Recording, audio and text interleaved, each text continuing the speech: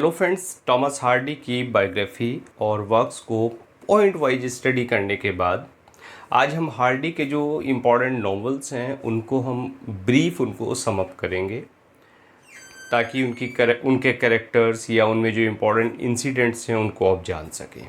और अक्सर कैरेक्टर या इम्पोर्टेंट जो इंसिडेंट्स होती हैं नॉवल की उनसे ही क्वेश्चंस पूछे जाते हैं और बहुत ज़्यादा डिटेल किसी नॉवल में ऑथर के नहीं जाता। तो चलिए फ्रेंड्स, लेट्स स्टार्ट। जो पहला नॉवल है हार्डी का डेस्परेट रेमेडीज, उसकी बात कर लेते हैं।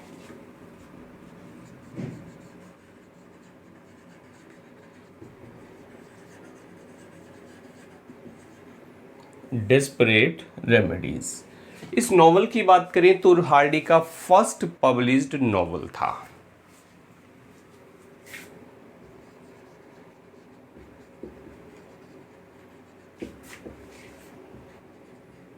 और आया कब फ्रेंड्स?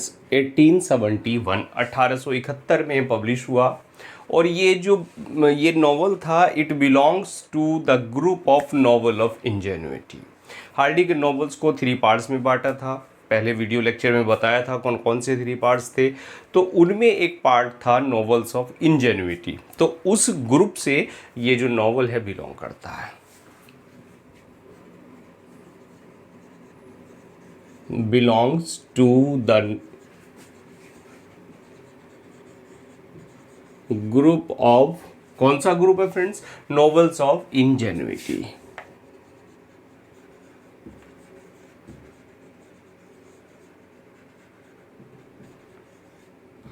बात क्लियर? इसका जो हीरो है वो है एडवर्ड स्प्रिंग ग्रोव। एडवर्ड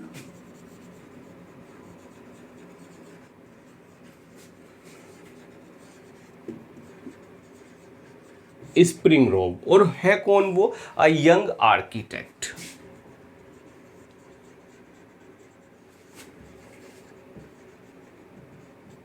अब देखिए, कहीं ना कहीं ऑटोबायोग्राफिकल एलिमेंट्स इसमें दिखाई देते हैं। चूँकि हार्डी भी एक आर्किटेक्ट रहे हैं, आर्किटेक्ट की डिग्री होने के बाद वो पोएट्री की तरफ यानी ऑथर बने।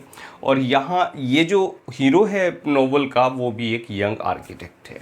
वो प्रेम करता है साइथेरिया ग्रे से। यहाँ यानी हीरोइन है यहाँ इस नॉवल की अगर बात करें तो हीरो तो हो गया एडवर्ड स्प्रिंग ग्रोव और हीरोइन हो गई साइथेरिया ग्रे।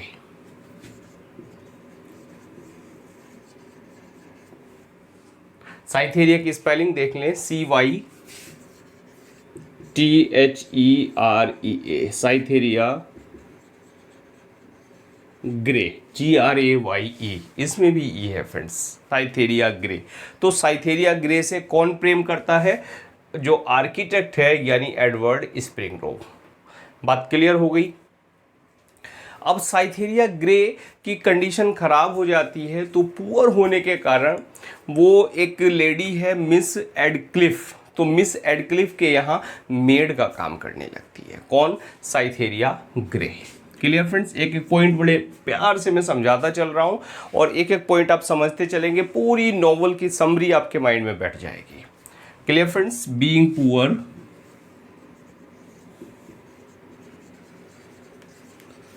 कौन है poor? Cytherea. Clear? Cytherea becomes maid to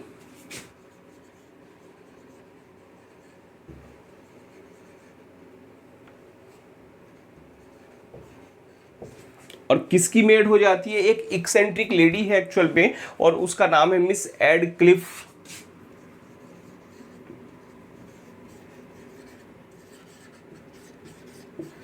ALDCLICLYFFE,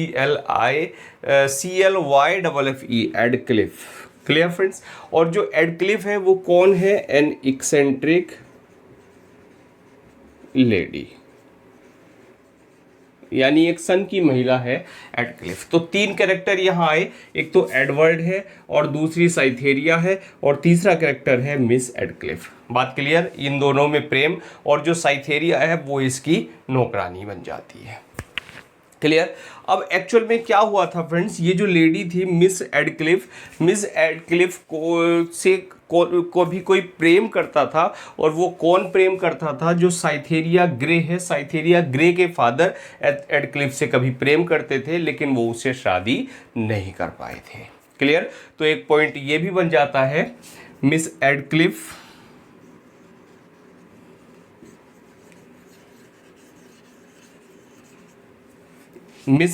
कौन है? Is a lady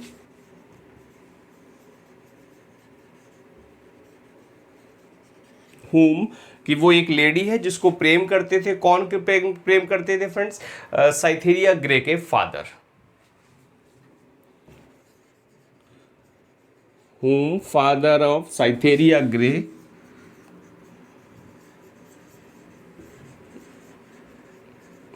loved. बात क्लियर हो गई? बट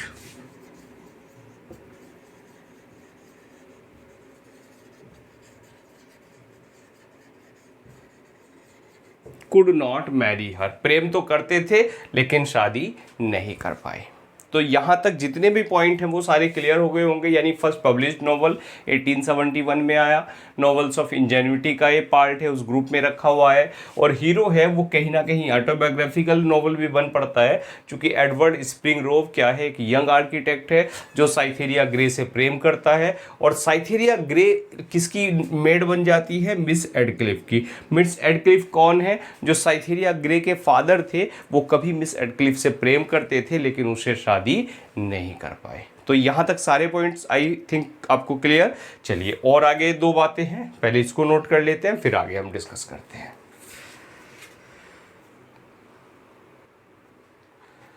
अब देखिए जो साइथेरिया ग्रे है, साइथेरिया ग्रे को फोर्स किया जाता है, एक नया कैरेक्टर यहाँ एंट्री होती है नए कैरेक्टर की, और उसका नाम है एनस मैनस्टॉन।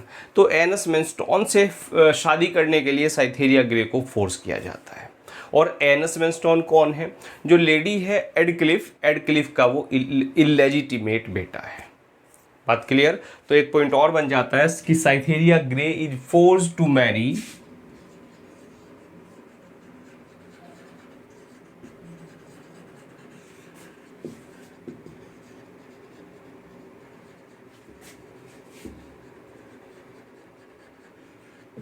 और कौन है नया कैरेक्टर फ्रेंड्स? एनस मैनस्टॉन।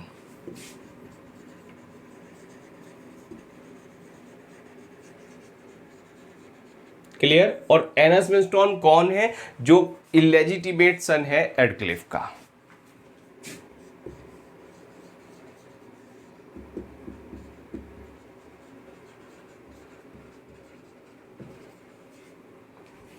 एडक्लिफ। तो बात क्लियर हो गई यहां तक, कहानी कहां कहां पहुंची, दैट्स क्लियर। अब फोर्स तो किया जाता है लेकिन ये शादी नहीं होती। फाइनली बड़े उतार चढ़ाव के बाद जो दोनों लवर थे, यानी साइथेरिया ग्रे और लव किससे करती थी? एडवर्ड से, एडवर्ड स्प्रिंग रोव से।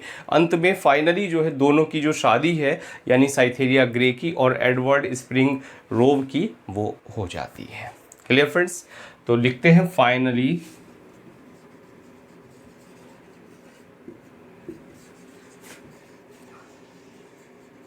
The lovers. और लवर्स कौन है फ्रेंड्स? Cytherea grey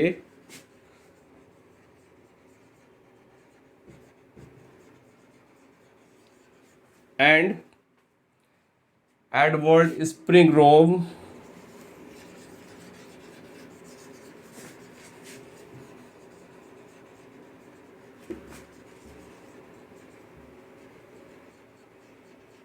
Mary. तो कहानी बिल्कुल क्लियर हो गई, कहाँ कहाँ क्या क्या थी, कौन कौन से कैरेक्टर्स थे इंपॉर्टेंट, वो भी सारी चीज़ें इस नॉवल की हम डिस्कस कर चुके हैं। चलिए इसको नोट करते हैं, फिर जो नेक्स्ट नॉवल है उस पर हम आगे बढ़ते हैं।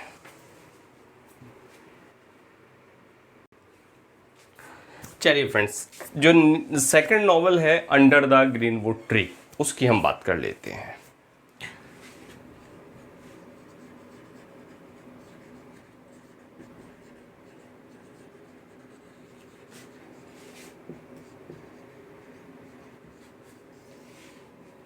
Under the greenwood tree. तो सबसे पहले तो बात कर लेते हैं, क्वेश्चन आपके लिए है कि अंडर द ग्रीनवुड ट्री, ये जो टाइटल लिया गया है ये विलियम शेक्सपियर के किसी प्ले से है, और किस प्ले से है ये मुझे आपको कमेंट करके बताना है। और एक्चुअल में ये एक कैरेक्टर का सॉन्ग है, किसका है वो मैं समझा चुका हूँ शेक्सपियर को पढ़ाते हुए, तो ये आप मुझे कमेंट करके ज़रूर बता दीजिए। बाकी चीज़ें मैं आपको बता देता हूँ। इस नावल की बात करें तो पब्लिश हुआ 1872 में, 1872 में, और इसका जो सबटाइटल है वो है a rural painting of the Dutch school.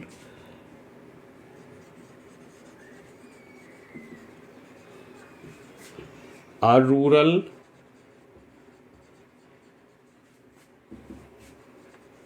Painting of the Dutch school. बात क्लियर हो गई, यानी 1872 में publish, subtitle a rural painting of the Dutch school. इसकी जो सेटिंग है वो है फ्रेंड्स एक विलेज है, मेलस्टोक विलेज। एक एक्चुअल में ये जो नॉवल है चूंकि विलेज में सेटिंग है, देहात में इसकी सेटिंग है, तो इस नॉवल को हम कहते हैं पेस्टोरल नॉवल। पेस्टोरल नॉवल भी ये कहा जाता है। Clear friends, Mellstock village sets in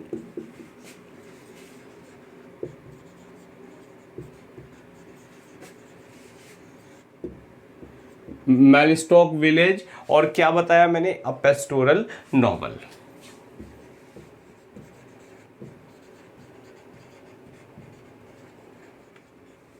clear. इसका हीरो और हीरोइन की अगर बात करते हैं तो जो लवर्स हैं यहाँ एक पेयर है, उसमें डिक डेवी और Fancy day.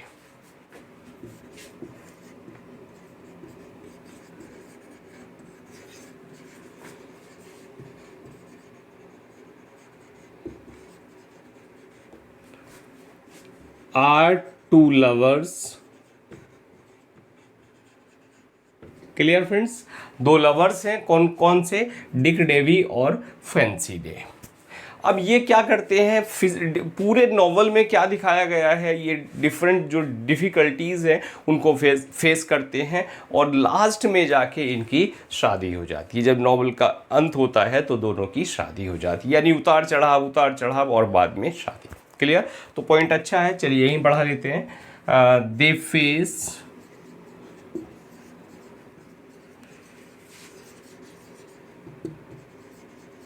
difficulties during the novel and in the last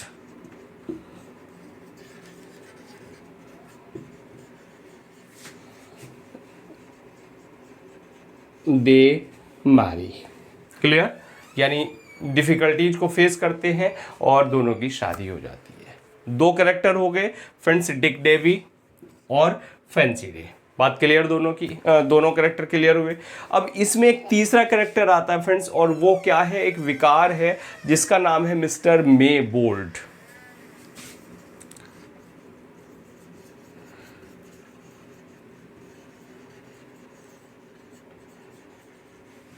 एक तीसरे कैरेक्टर की एंट्री होती है, और वो कौन है, मिस्टर मेवोर्ड। अब मेवोर्ड क्या करता है, वो इंटरेस्ट दिखाता है, किस में दिखाता है फ्रेंड्स, फैंसी डे में। ये लेडी है और ये जेंट्स है। क्लियर, ये दोनों लवर में ये ही है, ये शी है, नाम से ही पता लग रहा है, देखिए फैंसी डे और डिक डे भी। तो ये जो ये जो विकार है मिस्टर मेवोर्ड, ये क्या करता है, ये इंटरेस्ट दिखाता है किस में, फैंसी डे में। शोज इंटरेस्ट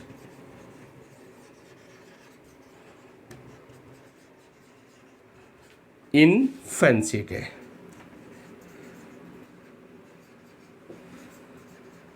तो यहां तक पॉइंट क्लियर हुए।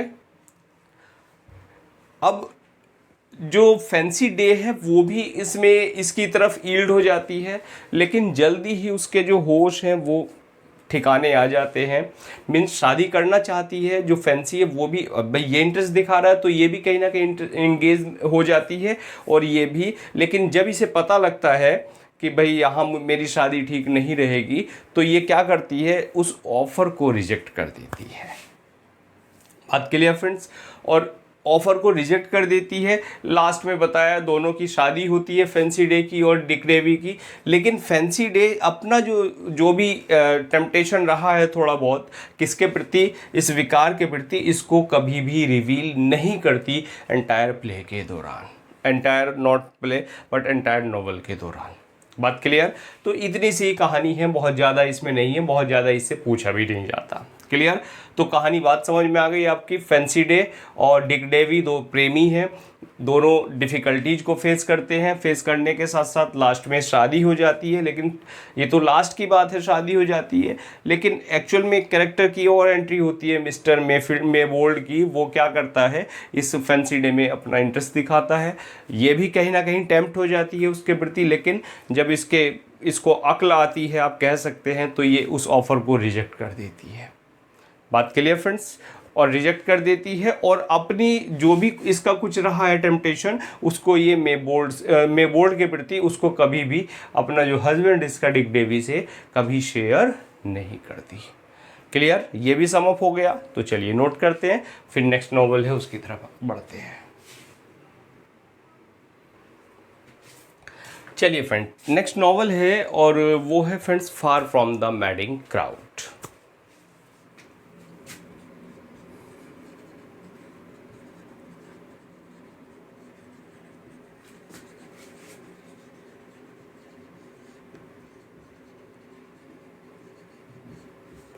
फार फ्रॉम द मैडिंग क्राउड, इस नॉवल की बात करें तो इसकी जो बैकग्राउंड है वो भी फ्रेंड्स पेस्टोरल है, यानी वो भी देहात में है।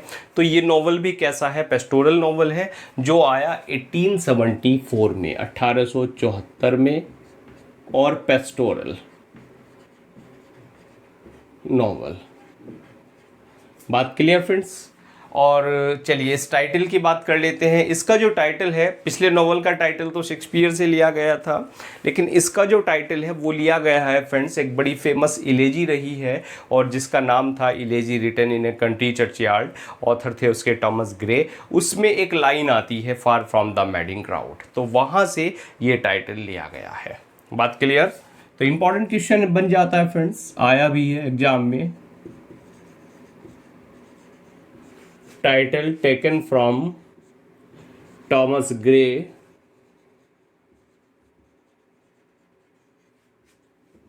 an elegy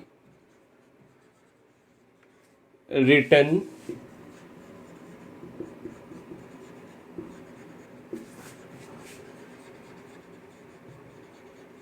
in a country churchyard। Clear friends? तो कंट्री चर्चयार्ड में जो इलेजी थी उससे ये टाइटल लिया गया है। और देखिए दो चीज़ें यहाँ इस नॉवल में ऑथर बताता है, एक साइड तो डिवोशन विद पेशेंस है और दूसरी साइड है सेल्फिश लव। और तो उन दोनों के बीच ही ये एंटायर प्ले जो है वो, सॉरी बार बार प्ले निकल रहा है फ्रेंड्स, शेक्सपियर पढ़ते पढ़ते शेक्सपियर दिमाग पे इतना हावी हो गया कि हर नॉवल हर चीज़ क्या निकलती है वो माइंड पे क्या प्ले निकलता है सबसे पहले। तो ये आप समझ लें खुद, ये क्या है, हार्डी के नॉवेल्स हैं, यहाँ प्ले की बात नहीं हो रही है। हार्डी का एक ही प्ले था। क्लियर? तो बाकी यहाँ तो सब हम नॉवेल्स ही डिस्कस कर रहे हैं। तो वन साइड क्या है, डिवोशन विद पेशेंस,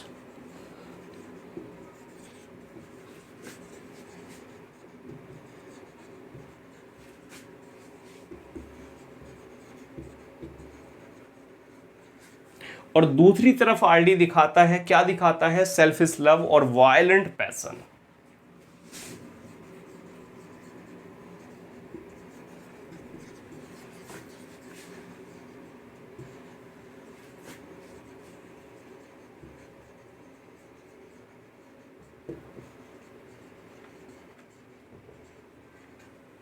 बात क्लियर फ्रेंड्स? चलिए अब बात कर लेते हैं इसके कैरेक्टर्स की। तो यहाँ एक कैरेक्टर है friends, Gabriel Oak. Gabriel okay,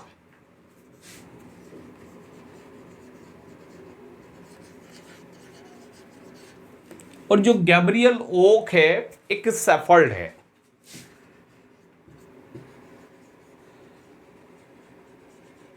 बात क्लियर? और जो सेफर्ड है वो सेवा करता है, नौकर है किसके यहाँ, बात सेवा के यहाँ, सर्व्स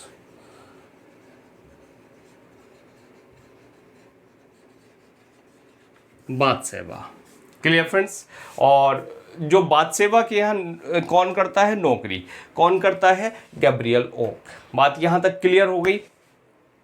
अब एक कैरेक्टर और दूसरा आता है और वो है फ्रेंड्स एवर्डीन। एवर्डीन। क्लियर। अब देखिए जो कैरेक्टर्स के नाम है, हालांकि स्पेलिंग पूरी ध्यान रख रहा हूं मैं सही हो, लेकिन कई बार इधर उधर हो जाती है स्पेलिंग पे, आप एक बार अपने स्तर से फोकस कर लें। Clear friends. तो गैब्रियल ओक बादसेवा के यहाँ नौकरी करता है, एक शेफर्ड है, और दूसरा कैरेक्टर है एवर्डीन। और एवर्डीन कौन है, the owner of the form,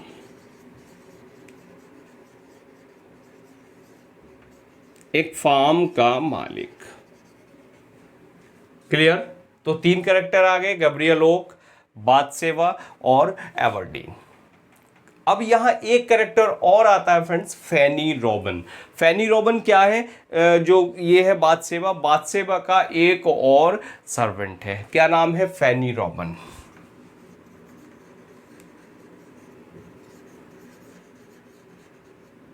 another servant of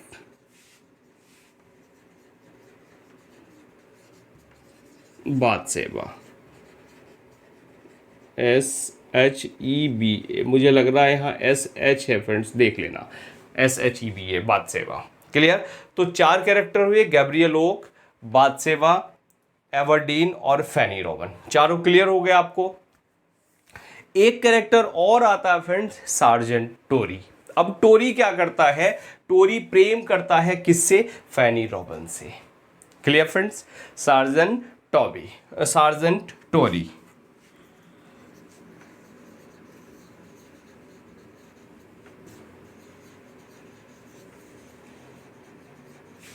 sergeant Troy loves Fanny robin.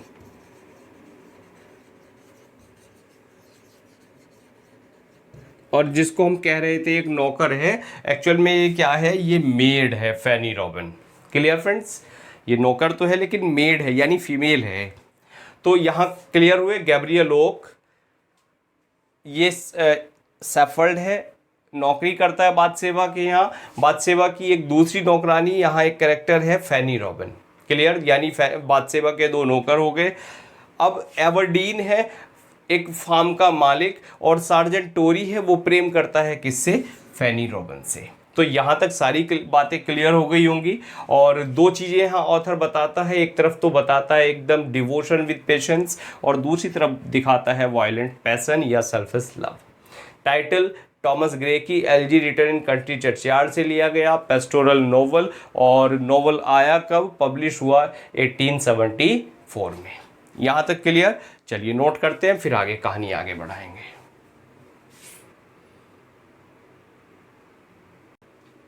अब देखिए जो टोरी है वो फैनी रॉबिन से प्रेम करता है, लेकिन बाद में वो क्या करता है, टोरी उसको डेजर्टेड कर देता है फैनी रॉबिन को, यानी फैनी रॉबिन को वो छोड़ देता है।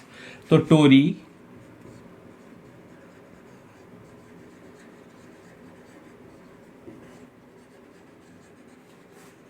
Fanny robin. फ्रेंड्स इसमें कैरेक्टर कई आएंगे, बस ध्यान से एक एक पॉइंट को समझते चलिएगा, सारी चीज़ें बिल्कुल क्लियर हो जाएंगी।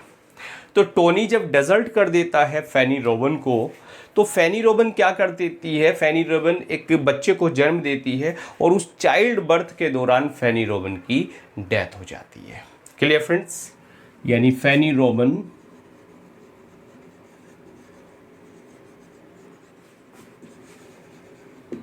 dies in a childbirth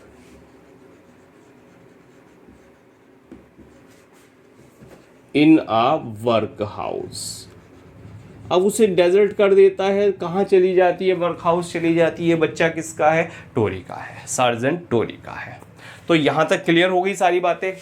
अब जो टोरी है, चूंकि उसने डेजर्ट कर दिया था किसको, फैनी रॉबिन को, फैनी रॉबिन को छोड़ दिया, मर भी गई, कोई मतलब नहीं रहा। अब यहाँ टोरी दूसरा काम करता है, वो क्या करता है, जो बादसेवा है, बादसेवा का वो हार्ट विन कर लेता है। बात क्लियर। तो Troy wins the heart of बादसेवा।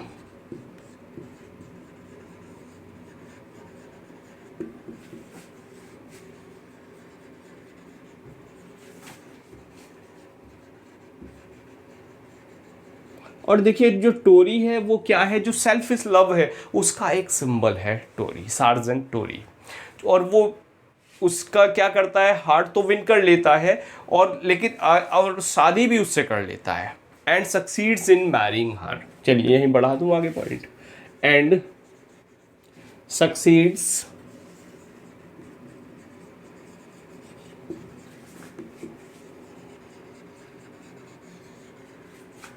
In marrying her. तो बादशेवा की शादी किससे हो गई, सार्जेंट टोरी से। अब एक ही सार्जेंट टोरी का उद्देश्य क्या था, डेजर्ट करना, फैनी रॉबिन को उसने डेजर्ट कर दिया था। अब वो क्या करता है, जब बादशेवा से शादी कर लेता है, शादी करने के बाद उसके साथ भी वो मिसबिहेविंग शुरू कर देता, इल ट्रीटमेंट वो शुरू कर देता है। क्लियर। और जब उसको पता लगता है कि जो फैनी रॉबिन है उसकी डेथ हो गई है, वो चाइल्ड बर्थ के दौरान मर गई है, तो वो गायब हो जाता है। बात क्लियर फ्रेंड्स। व्हेन, किसको पता लगता है, टोरी को, sergeant Troy hears of Fanny death, he disappears।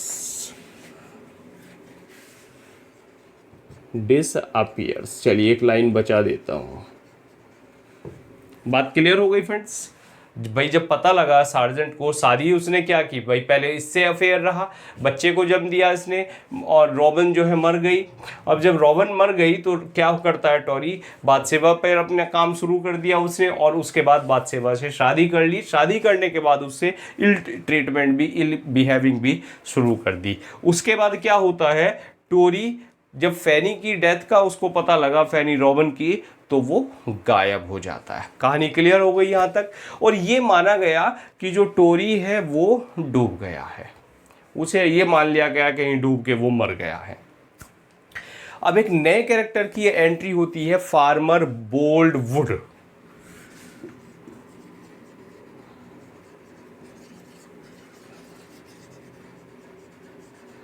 Farmer बोल्डवुड, ये नया कैरेक्टर है friends.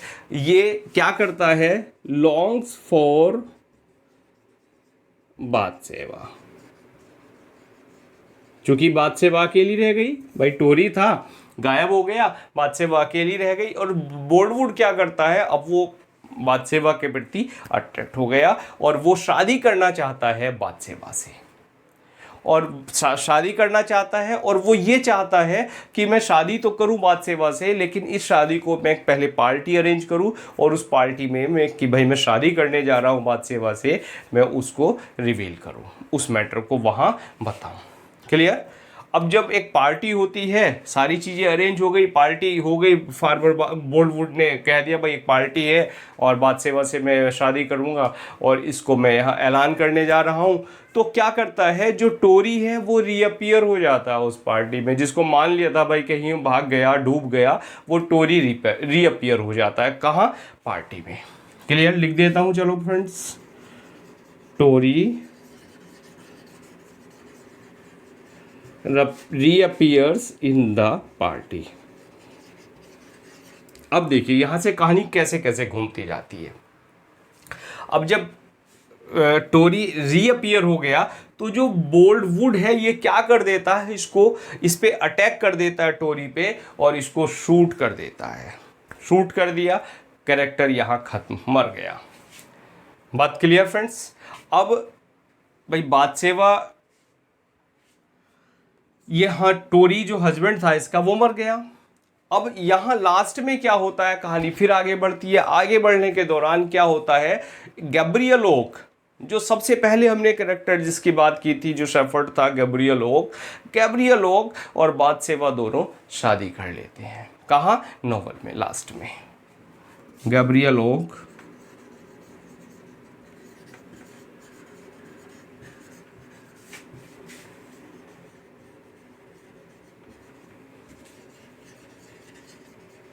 married in the end।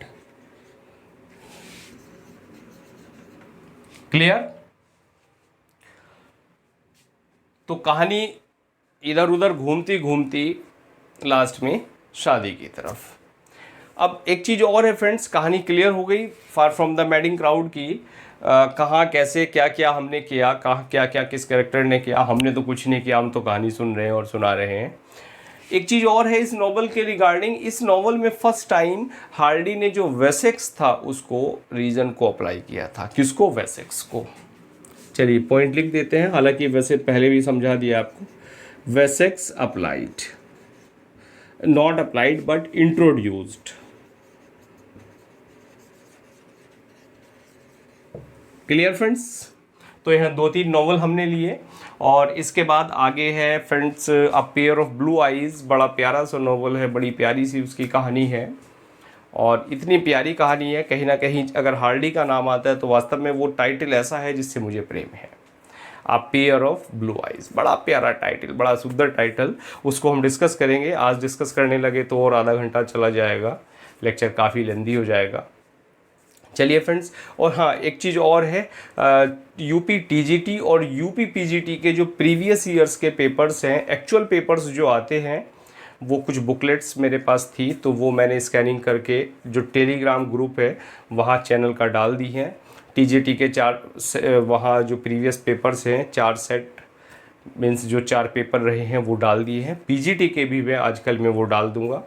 तो अगर आपको वो चाहिए तो वहाँ से आप चैनल पे जाइए, टेलीग्राम जो डिस्क्रिप्शन है यहाँ जो किसी भी लेक्चर का डिस्क्रिप्शन है उस पर टेलीग्राम ग्रुप का जो लिंक है वो दिया हुआ है, उस पर क्लिक करेंगे और आप टेलीग्राम ज्वाइन कर सकते हैं और फिर वहाँ से आप जो PDF है वो आप डाउनलोड कर सकते हैं। देखिए वो पॉसिबल नहीं होता सबको प्रोवाइड कराना, तो मैंने वो टेलीग्राम ग्रुप पे डाल दी ताकि आप उसको फ्री में जाके वहाँ से डाउनलोड कर लें। आपको एक आइडिया हो जाएगा कि किस तरह का पेपर TGT में आता है और किस तरह का PGT में आता है।